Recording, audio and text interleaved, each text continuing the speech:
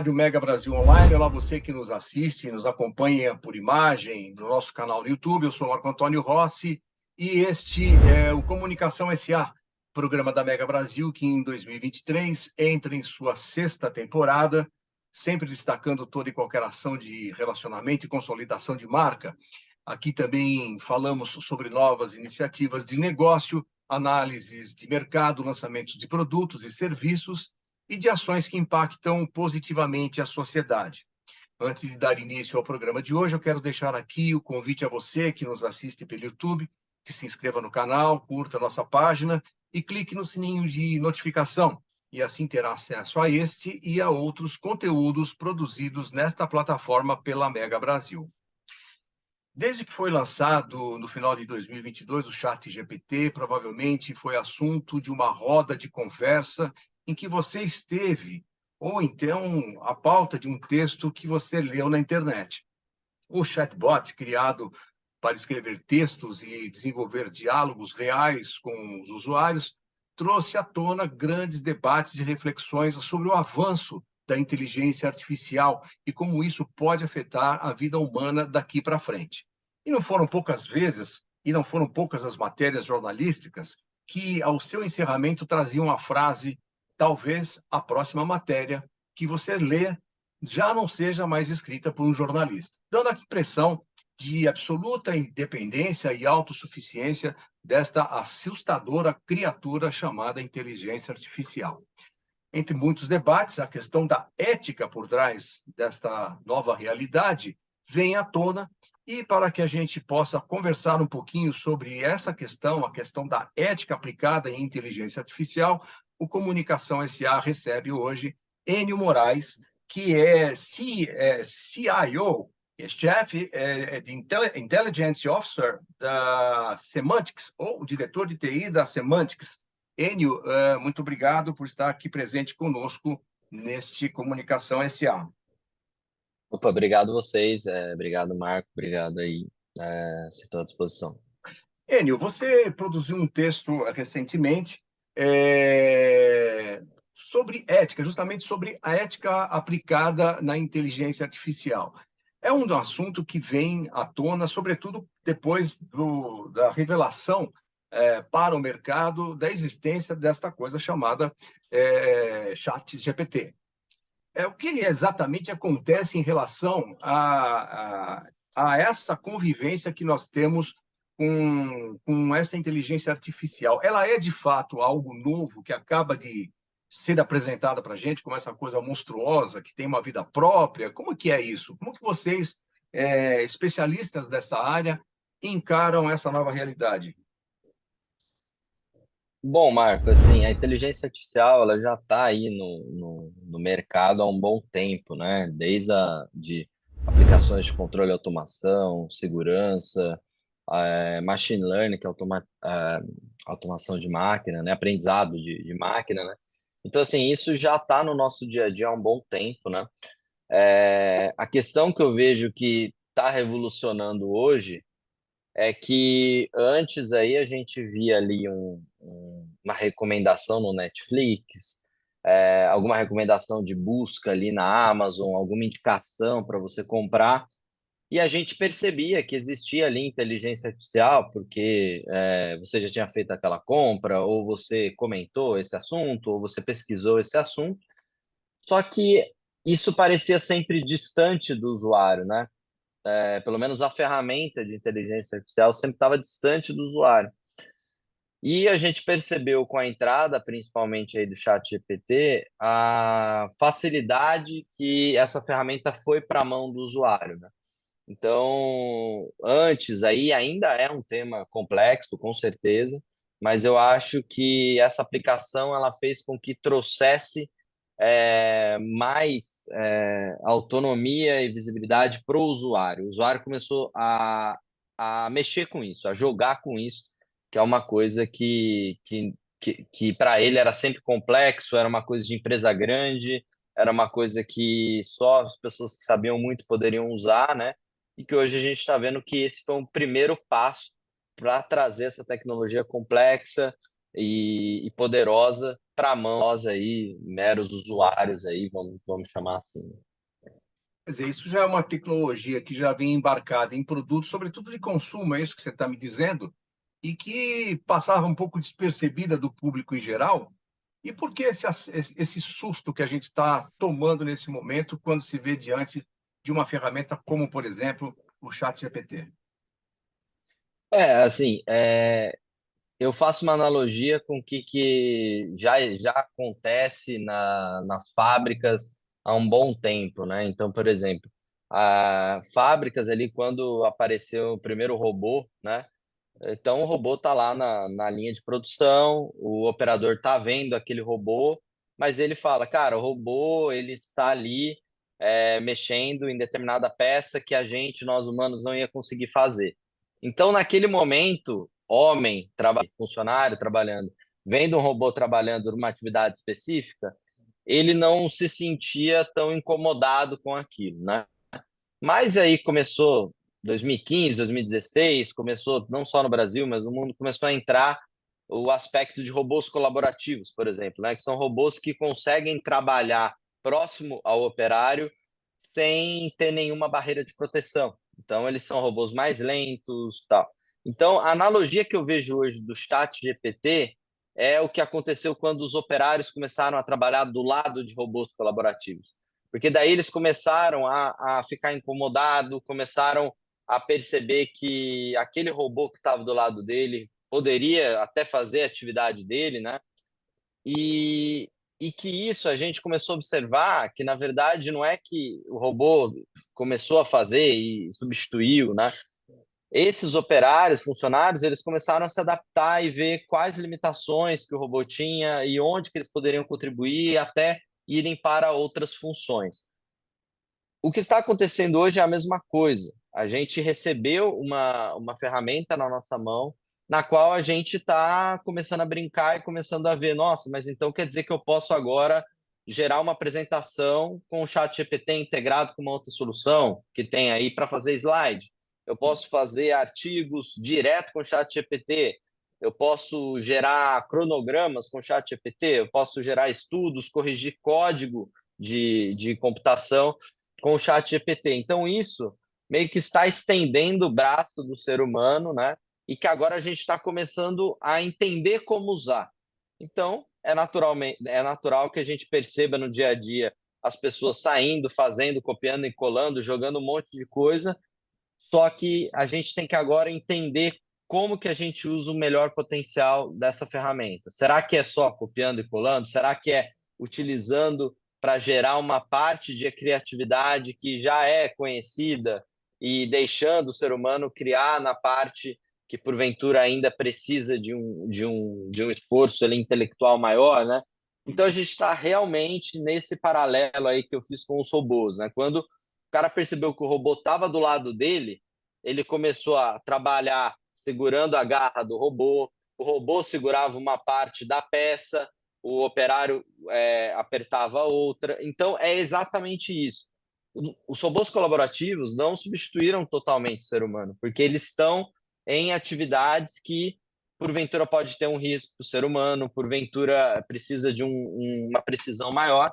Então, eles estão começando a trabalhar de forma colaborativa mesmo, como o nome fala, e eu acho que para agora, para esses produtos de inteligência artificial que estão chegando nas nossas mãos, é esse mesmo raciocínio que a gente tem que ter. Como que a gente pode usar isso como um ferramental para melhorar a performance, para gerar mais aprendizado e a gente se dedique a fazer outras coisas, a analisar outras coisas, né?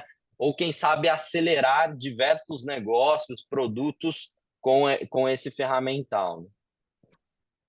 Bem, estou conversando com o Enio Moraes, Chief Information Officer da Semantics. Enio, estamos falando de algo que, de certa forma, tem uma certa autonomia quando você busca, vamos pegar ainda o exemplo do ChatGPT, vou elaborar um texto, ele tem autonomia de buscar essas fontes. Você acha que essa autonomia, em algum momento, ela vai passar por algum marco regulatório? Existe esse tipo de pensamento em torno desta ferramenta de inteligência artificial nesse momento ou ainda não? Assim, a gente já tem hoje rolando não só ferramentas de marketing que fazem web scrap de sites, ou seja, que faz raspagem em sites, né? E o grande ponto que a gente observou no ChatGPT é que ele consegue fazer uma busca, uma raspagem muito ampla na internet, né? Uhum. Senão quase, enfim, muitas coisas.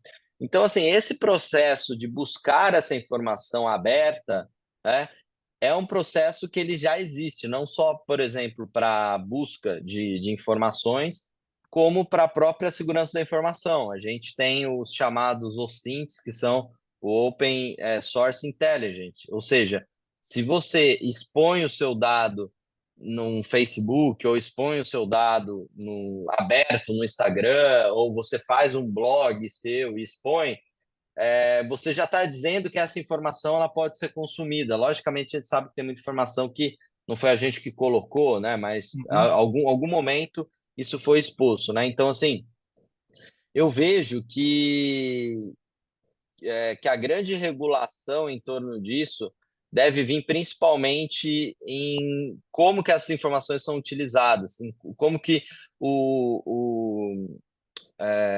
assim, com qual finalidade que elas são utilizadas, né? Então, produto lá, se ele está respeitando princípios que as leis defendem por aí, né? Então, eu acho que se tiver produtos ou ações de inteligência artificial que ferirem princípios aí humanos, princípios que são já defendidos em lei, eu acho que esse é o ponto que deve ser, de fato, autuado, né? Autuado, que esteja devidamente regulado, né?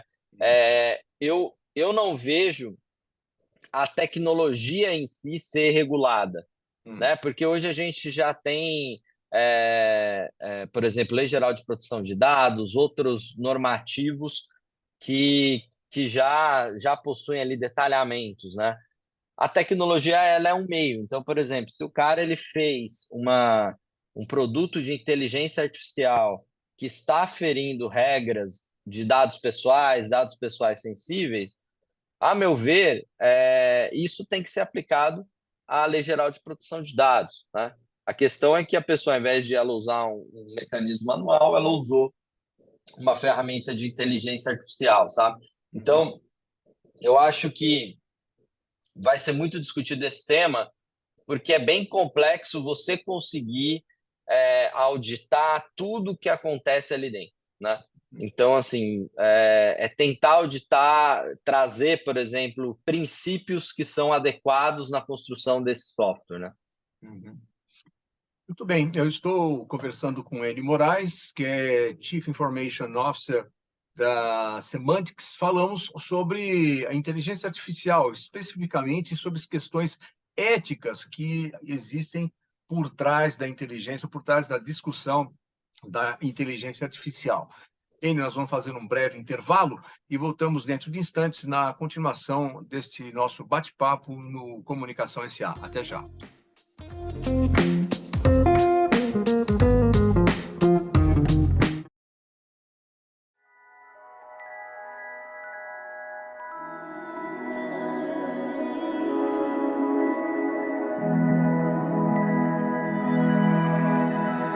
Change is coming. There's a light out from the sun. A new time, a new day, a new world is coming. And I can see the dawn has just begun. A new home, a new way is on the horizon. We're making the world a better place, one person at a time. Making the world a better place, one day at a time. And it starts right now.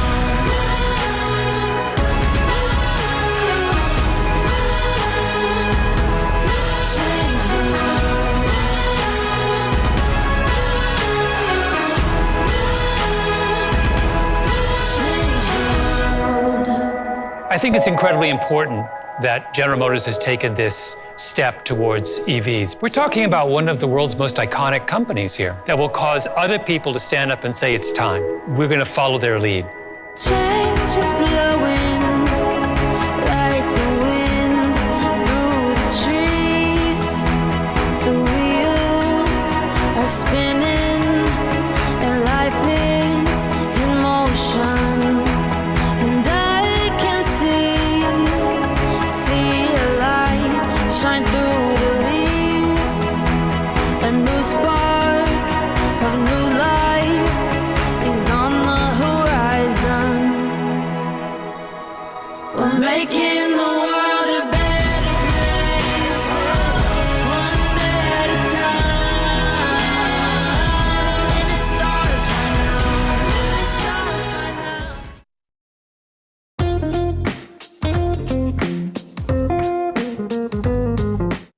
Olá, ouvintes da Rádio Mega Brasil Online. Olá, você que nos acompanha pelo nosso canal no YouTube. Estamos de volta com Comunicação SA.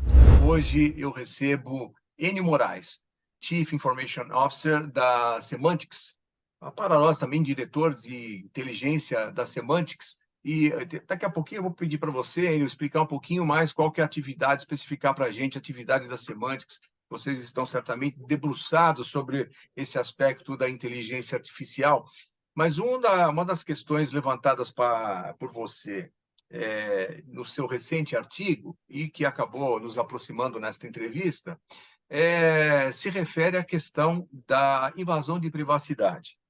Em algum momento da nossa conversa, você lembrou da nossa experiência com algumas plataformas. Vou citar aqui Netflix, por exemplo, que de acordo com os nossos hábitos, os nossos gostos, vão sugerindo coisas e a gente acha isso muito bacana e talvez a gente não se dê conta de que realmente os nossos dados estão sendo, de certa forma, capturados e interpretados por esta inteligência artificial.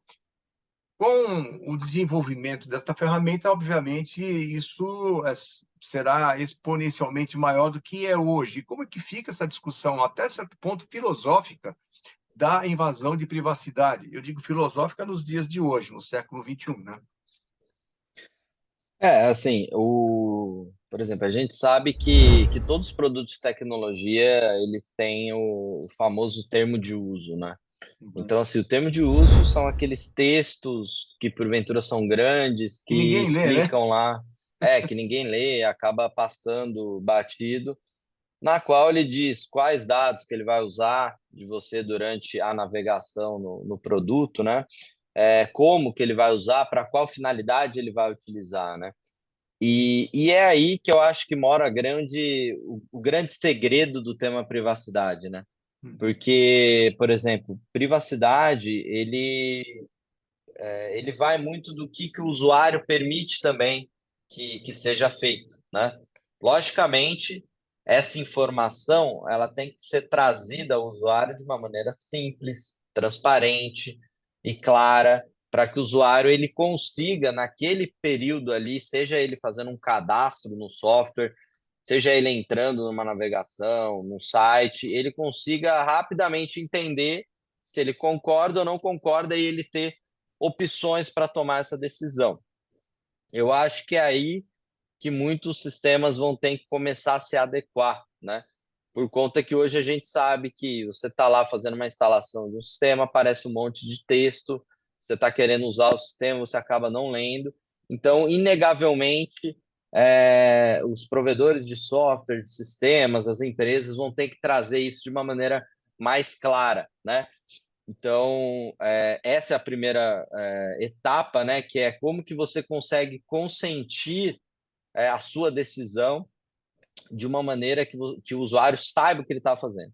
E ele tem opções, né? Porque também, imagine eu chegar, que nem o caso da Netflix, eu falar, cara, Netflix, eu não quero que você use nenhum dado meu, porque eu gosto de privacidade, eu não quero que você mexa com nada, só que a minha usabilidade ela vai ser totalmente prejudicada, porque o Netflix ele pode virar e falar, olha, se você não permite isso, você não vai ter recomendação, todas as buscas, sei lá, você vai ter que fazer digitando, né? Você não vai ter fácil ali para você consultar.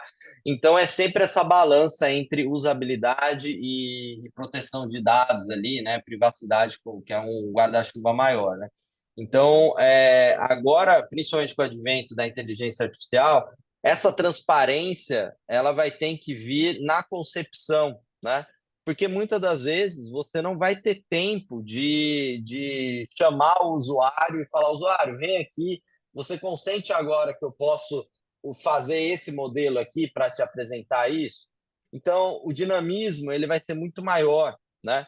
Então, quando a gente entrou também com as próprias leis de privacidade, a tecnologia já tinha ido muito mais na frente, né? A tecnologia já estava usando os dados, a gente já tinha feito, sei lá, mais de 10, 15 anos de busca em Google, ou seja, já tinha muita coisa indexada, né? Dizendo lá que eu busquei tal coisa lá em 2005, 2006. Então, isso já tinha passado. E aí agora veio as leis de privacidade para começar a dar uma diretriz, um norte nisso. E agora está chegando uma outra tecnologia mais poderosa, né? Então a gente acabou de colocar um guarda-chuva de privacidade e proteção de dados em tecnologias que ainda não eram totalmente poderosas. Com a entrada, ou seja, que nem agora inteligência artificial. Então, com a entrada de inteligência artificial e futuramente, quem sabe, a computação quântica, que é um tema bem interessante também, a gente vai ter que criar mecanismos de que o desenvolvimento ele seja de uma maneira segura, privada, respeitando as melhores práticas aí de criação de inteligência artificial, proteção de dados, segurança da informação. Porque muitas das vezes a gente não vai conseguir ter tempo, o dinamismo vai ser muito grande de pegar todas essas aprovações, né? Certificar que pode fazer isso, que não está infringindo alguma finalidade, né? Então, agora eu vejo que vai ser um desafio muito como que a gente vai conseguir regular? Se às vezes não vai ser... Assim, a gente observa que as lojas de aplicativos já estão evoluindo muito isso. Quando você fala de uma App Store, uma Google Store, que são quando eu quero criar um aplicativo, eu submeto a minha ideia, o meu aplicativo, para essa loja. Só que a Apple, quanto o Android, né, o Google Store, elas têm critérios de aprovação. Então, elas conseguem olhar já se o seu código ele tem problema de segurança grave, né? Se os seus textos eles podem ter algum problema de privacidade, né? Então, já existe essa curadoria na entrada de aplicações, né? Na entrada de sites, não, mas na entrada de aplicações, lojas, App Store, Google Store, existe isso. A tendência é que isso seja cada vez mais criterioso, principalmente em produtos que envolverem inteligência artificial, né? Porque é um meio que, pelo menos nos sistemas móveis, né, sistemas mobiles, aí a gente consiga ter esse controle e essa governança. Senão a gente não consegue, né? Então, pelo menos existe na aplicação pelo menos um portão para certificar que, cara, pô, a gente tirou o mato alto aqui, né? Você tem que ter um termo, você tem que ter tal coisa, você não pode coletar o cookie dessa forma, etc. Pô, tá aqui. Então, pelo menos a gente está garantindo um macro de problemas que pode ter se não tiver essas verificações.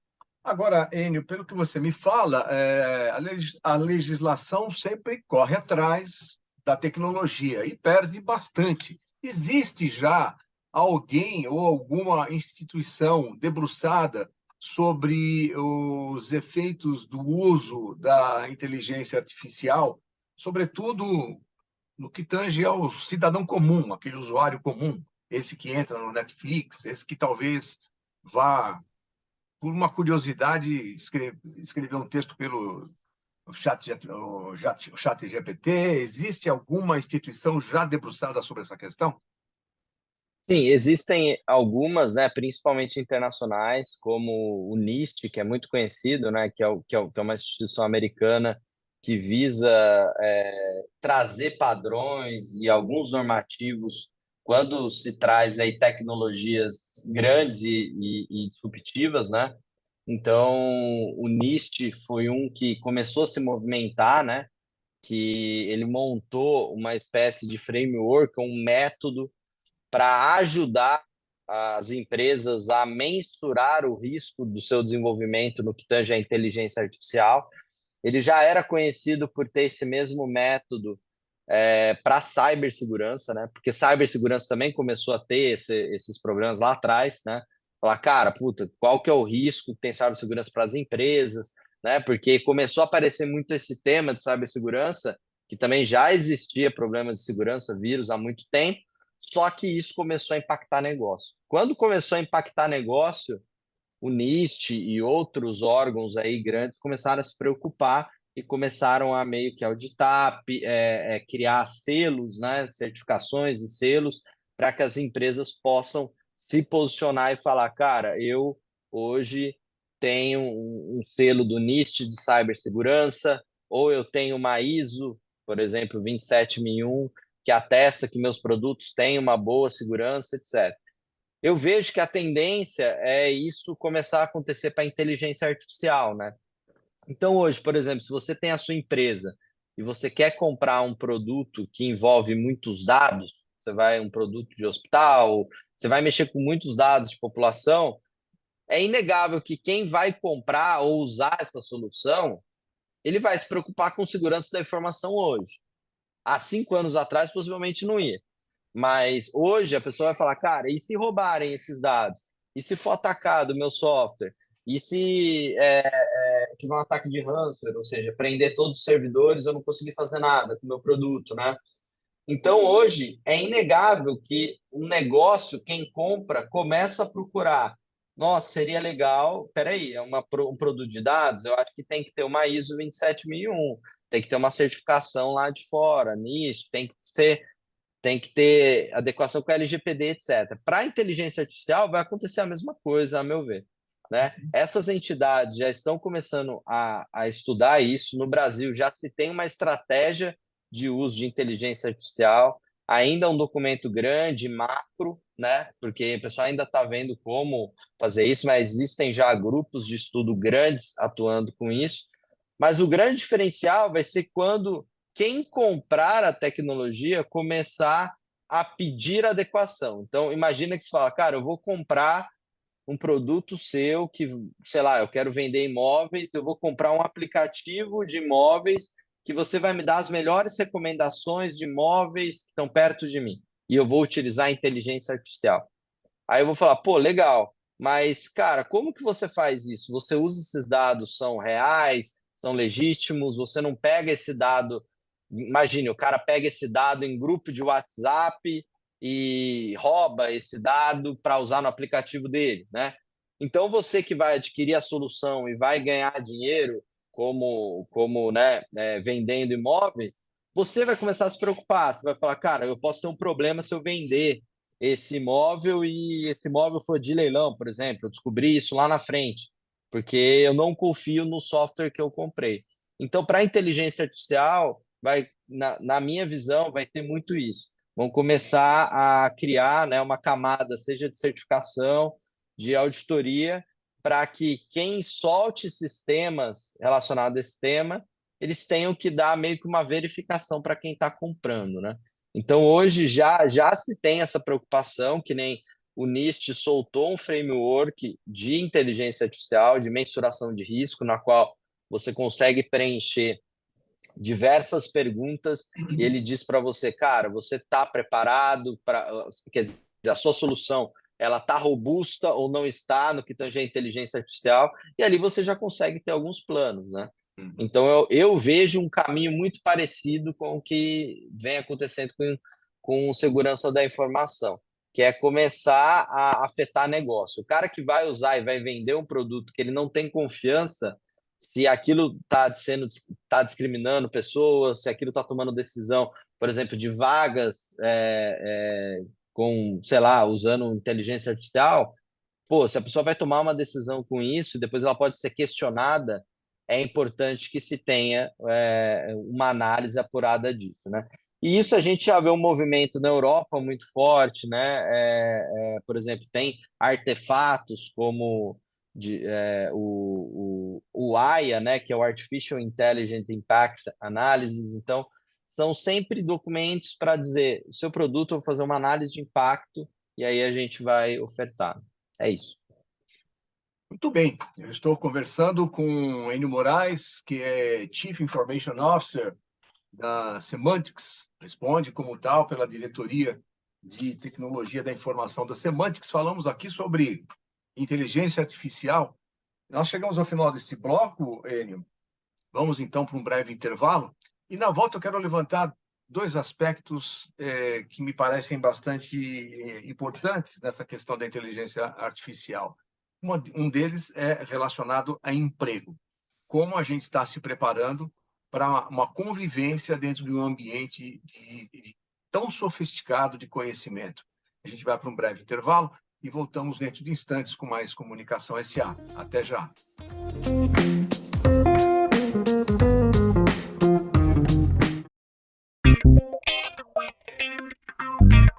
Dor de cabeça na hora de buscar um serviço de comunicação para sua empresa?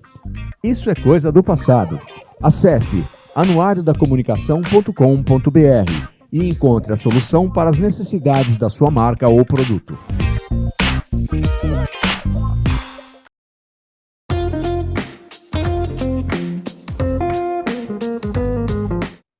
Olá, ouvintes da Rádio Mega Brasil Online. Olá, você que nos acompanha pelo nosso canal do YouTube. Estamos de volta com Comunicação SA, o último bloco do programa de hoje, em que eu converso com o Enio Moraes, que é Chief Information Officer da Semantics, e falamos sobre inteligência artificial, mas mais do que isso, sobre os efeitos, os impactos que essa inteligência artificial está trazendo para este nosso mundo humano. E como que a gente tem se preparado, ou estamos, se é um questionamento que faria agora para o Enio, se estamos preparados para essa nova realidade. Então, Enio, a questão de trabalho, que é um tema que, inclusive, você aborda também no seu artigo, seu recente artigo sobre ética na inteligência artificial, como que a gente lida com esta realidade? Porque sem dúvida, a inteligência artificial terá uma capacidade de execução e uma capacidade de captura de conhecimento que talvez, em algumas circunstâncias, a coloque em vantagem com algumas atividades realizadas ainda hoje com os seres humanos. Como que a gente pode lidar com esse novo cenário que se desenha a partir da introdução da inteligência artificial e dessa aproximação da inteligência artificial que começa a acontecer entre nós, na sociedade como um todo, como você bem lembrou. Agora a gente passa a interagir mais de perto com ela. Como que isso pode impactar na geração de emprego, na preparação de mão de obra? Como que você enxerga esse dilema? Bom, assim, eu não vejo diretamente, né, uma substituição, né? Eu acho que isso é bem complexo da gente dizer, mas eu vejo a reestruturação e criação de novas funções, né? Funções que porventura hoje a gente nem conhece, né? Então, por exemplo, funções assim de novos empreendedores conseguirem criar produtos digitais de uma maneira mais fácil, né? Então, por exemplo, hoje, se eu e você pensar um aplicativo legal para fazer, a gente vai ter que chamar um desenvolvedor, a gente vai ter que entender, o cara vai passar uma proposta, para daí a gente ver se vai vender, né? Então, eu vejo que a inteligência artificial ela pode trazer ferramentas que hoje ficam muito escondidas ou são muito complexas, que nem foi o caso do próprio chat GPT, né? Chat GPT era a gente buscava no Google, né? Então imagina, eu quero criar um artigo hoje sobre algum tema. Eu ia buscar no Google, buscava outra coisa, buscava outra, aí colocava tudo num documento, pensava, montava o meu racional, colocava esse artigo e aí publicava, né? Então isso ficava né, sei lá, uma semana, 2 semanas para conseguir fazer isso, e hoje a pessoa escreve algumas ideias, vê o artigo, gostou, não gostou, coloca lá para regenerar, gerar uma nova ideia, e aí ele pode pegar essa base e fazer o artigo dele, né? Então, olha a velocidade que isso teve, né? Então, eu vejo que isso vai abrir muitos canais para o empreendedorismo, a meu ver, e vai ativar muito a criatividade de muitas pessoas, principalmente imaginando, cara, quais são as dores que a gente possa melhorar, fazer mais rápido, né? Fazer de uma maneira mais segura, trazer mais componentes. Então, eu vejo que isso vai apoiar muito nessa jornada, né? Outro ponto que eu vejo é que muitas funções, inevitavelmente, vão ter que ser reestruturadas, né? Elas tendem a perder um pouco o valor, porque a partir do momento que você consegue fazer muita coisa em escala, né? E que às vezes a qualidade dessa coisa já não é tão relevante, por exemplo, eu vou gerar várias publicações, eu vou gerar uma série de coisas no meu Instagram com frases, né? Às vezes você precisava contratar alguém para fazer esse trabalho. Se você consegue criar isso com inteligência artificial e você não tem uma curadoria tão importante para isso, assim, não se tem tanta importância, porque você vai falar, cara, eu vou deixar de pagar isso e vou criar eu mesmo, né? Eu acho que isso vai começar a acontecer muito. Então, muitas pessoas vão ter que começar a ver novas funções, estudar bem isso, né? É um aprendizado que eu acho que está mais próximo, né? É uma coisa mais fácil, né? E, e eu vejo que muitos negócios tendem a acelerar com isso, né? Muitos negócios tendem a aparecer mais rápido, a darem entregas mais rápidas, né? E assim, o que cabe a nós, assim, trabalhadores que estão aí nas funções, é de fato entender e conhecer a tecnologia e ver que profissões que isso pode abrir mercado, né? Então, assim, pode ser que tenha funções de pessoas que vão criar prompts, que são os códigos, né, para ChatGPT. Pode ser que tenham pessoas que, ao invés de elas criarem código, elas criam modelos mais fáceis de usar o ChatGPT. Pode ser que tenham funções de revisores de texto de ChatGPT. Pode ser que tenham funções de revisores de e-books que foram criados com ChatGPT, né? Revisores, por exemplo, de relatórios que foram criados, etc. Estudos de engenharia, revisões de código.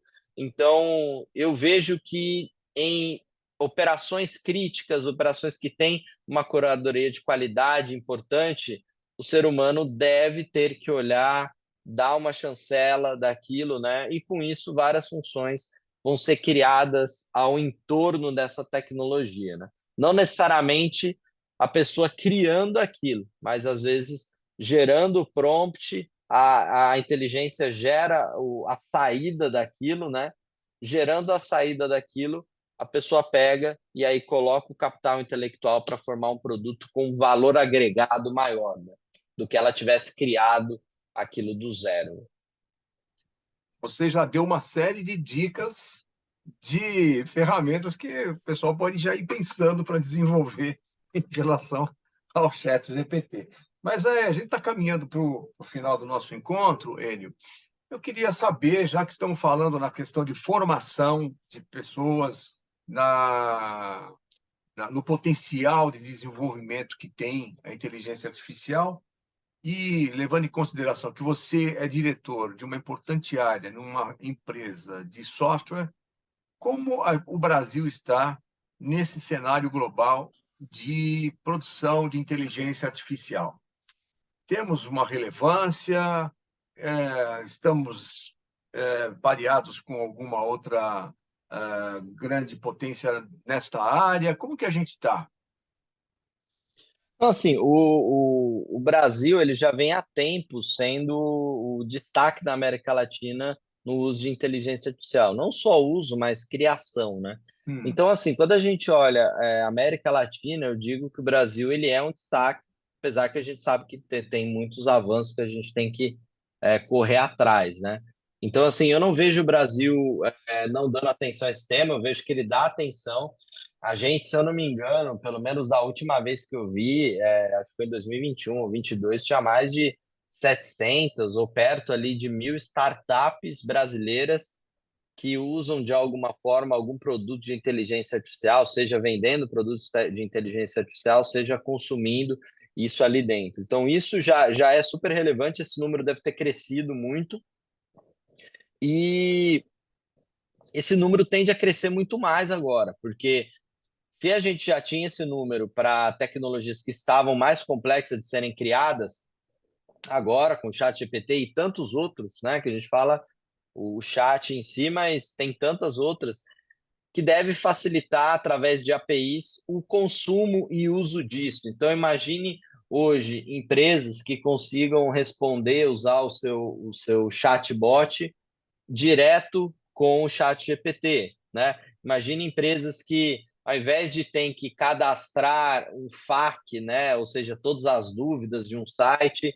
ela utilizar o chat GPT. Então, eu vejo que o Brasil ele vai caminhar utilizando e vai acelerar muito isso, né?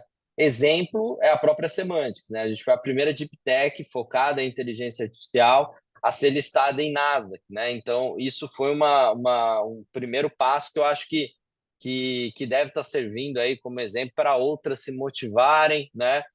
E irem atrás, né? Então, o Brasil está caminhando bem nisso, logicamente. A gente tem países aí que estão já muito avançado nisso, como China, o próprio Estados Unidos, né? Então, assim, eu vejo um horizonte bom para o Brasil. Acho que o Brasil ele tem empresários muito bons nisso. Eu vejo que essa tecnologia chegando para o pequeno empresário, médio empresário, tende, logicamente, sendo uma coisa viável, que o cara consiga pagar e usar, a tendência é que isso fomente mais mercado e comece a ser mais consumido e demandado, né? E então, assim, eu vejo que o Brasil está caminhando bem nisso. Ele está numa posição legal, está crescendo muito isso, né? Eu vejo que a própria LGPD trouxe uma maturidade para o assim, pro próprio Brasil nisso, né? Porque agora você já vê que quando brotou agora o tema inteligência artificial, tem muitos advogados, muitas frentes de estudo já avaliando isso, né? Para realmente trazer isso com um viés de como facilitar negócio, né? Melhorar negócios, né? Acelerar, né? Então, eu vejo aí nos próximos anos muitos comércios usando muito isso, sites ali, né? Isso entrando para o nosso dia a dia, né? O movimento da própria Microsoft de investir na OpenAI, né, criadora do ChatGPT, já mostra um sinal de que essa tecnologia vai ir para o nosso dia a dia, vai cair no nosso Office ali, né? Vai cair ali no Teams da vida, no Word. Então, como eu acredito muito no Brasil e sei que o brasileiro é muito criativo, então imagine ele ali no Word, no Excel, já utilizando inteligência artificial, o quanto que ele vai conseguir produzir as coisas mais rápido, pensar ele mesmo algum produto que ele possa fazer ali ele mesmo, né? Ele não precisa chamar alguém, né? Então eu vejo que o Brasil está muito posicionado nisso, né? Em fomentar isso. Muito bem, eu poderia encerrar aqui a nossa conversa, mas eu vou dar 2 minutinhos, que você tocou num aspecto interessante ligado à geopolítica, citando aí duas grandes potências. E eu queria saber, nesse universo de desenvolvimento de inteligência artificial, é uma caixa preta ou existe ali um benchmark entre as empresas, entre as nações, entre os desenvolvedores? Qual que é a realidade desse mercado?